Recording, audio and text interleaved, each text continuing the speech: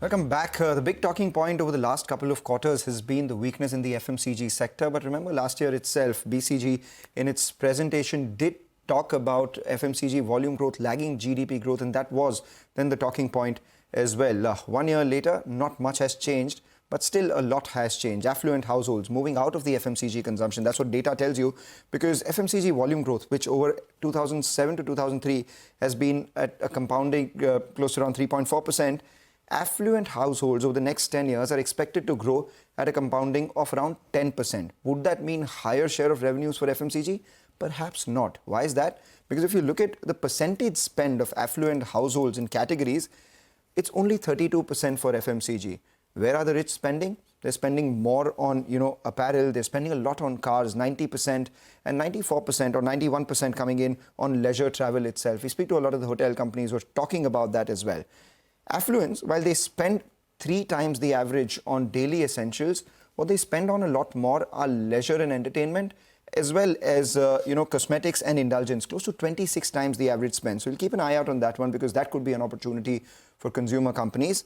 And also what's interesting is over the last 12 years, goods, while they've grown at around 8 to 9% CAGR in the consumption space, services has grown at around 11 to 13%. So what does all of this entail for the FMCG sector in terms of risks, opportunities, and what the forecast is? Well, we have the author of this report, Abheek Singhi of BCG, joining in. Abheek, the question is, what exactly is happening in the consumption space? Incumbents unable to grow, even as new age companies are scaling so fast. Some channels are growing super fast, some channels are not growing. Rural people are saying, yes, was growing, now they have money in their hands, could grow even more. Urban, which was earlier holding on consumption, is now seeing some slowdown. It's all happening, right? Yeah. No, I think, first of all, Mangalam, thanks for having me here.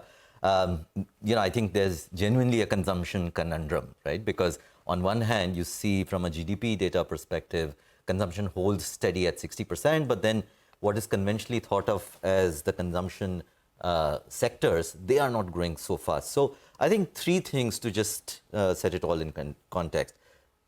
First of all, if you look at consumption at an aggregate level, that has held true at about 60% over the last decade or so.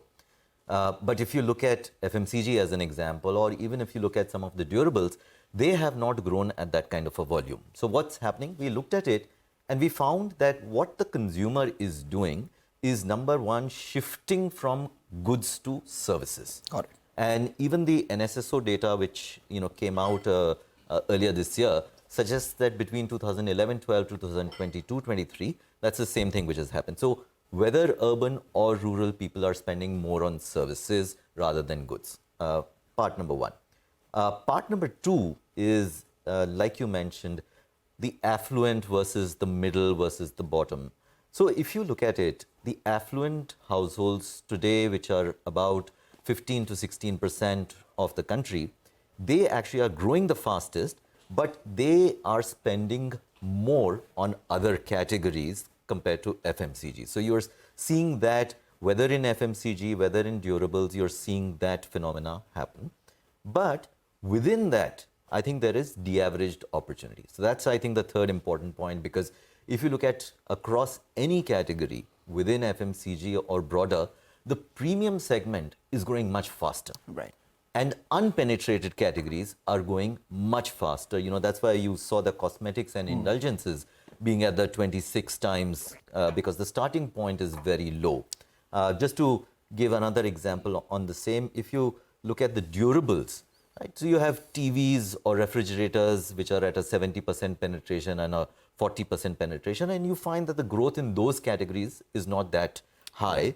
But ACs, which are at a 6%, 7% penetration, they are seeing a lot of growth, of course, aided by what's happening from a weather and climate perspective as well.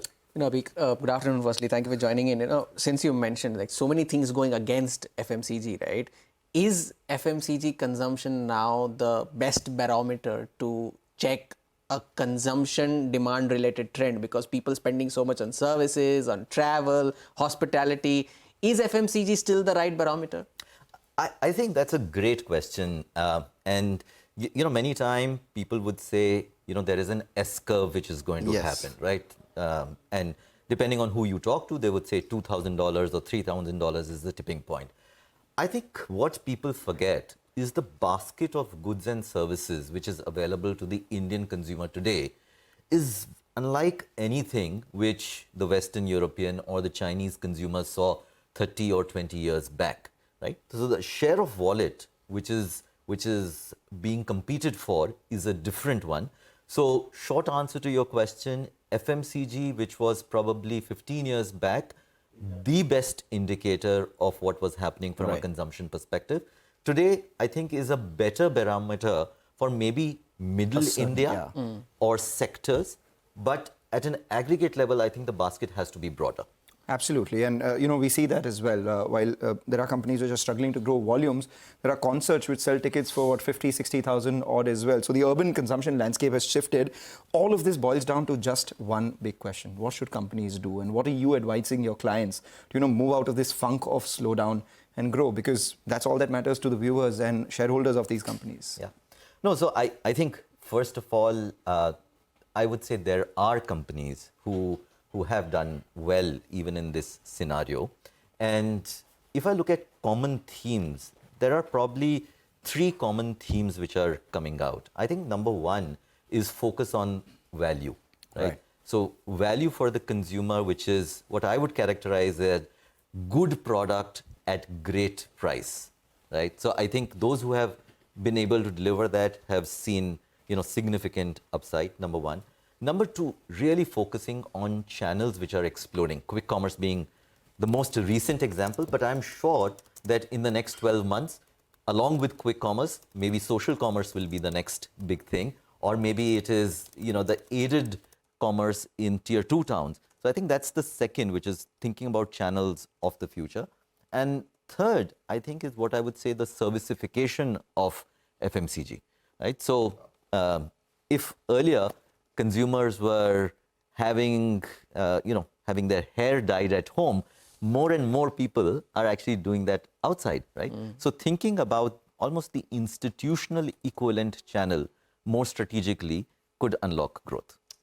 Interesting insights out there. Servicification of FMCG is something that we'll keep an eye out on, along with watching out for social commerce and aided commerce over the next couple of years. So you've always given us some ideas to think, and now for 2025, we have a bunch to munch on as well. Abheek, always a pleasure speaking with you. Thank you for stopping by and coming to our studios. Wish you and your team a very happy new year as well. Thank you. Same to you and your teams. All right. Okay, then with that, as we slip into a short break, here's some good news for all our viewers. India's business news leader is just a click away. As we do have Abheek in the studio. You would see to Abheek's right the all-new CNBC TV18 app. You can get instant access to breaking news, in-depth articles, and financial world updates at your fingertips. You can download the CNBC TV18 app now from either the Apple Store or the Google Play Store. So there you have it. Abheek, you can look at it, and you can download that app, get all the updates on your phones as well. With that, we'll take a short break, come back on the other side,